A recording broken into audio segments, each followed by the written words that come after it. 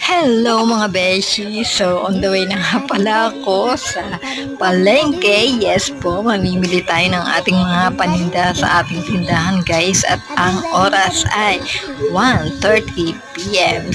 So, tara guys. So, although medyo masakit sa ulo yung init, pero yan ang time na gusto ko guys. Kasi madaling mamili, walang masyadong tao, walang mahabang pila, hindi ka makikipagsiksikan, o diba?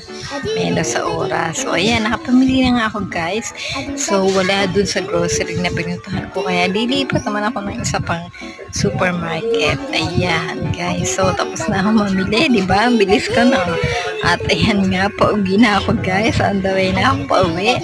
At habang pauwi na nga ako ay umuulan na nga guys. Inabot ako ng ulan. Grabe na to. Ang init-init kanina. Tapos ngayon naman umuulan. So, saan ka pa dyan? Oh, di ba?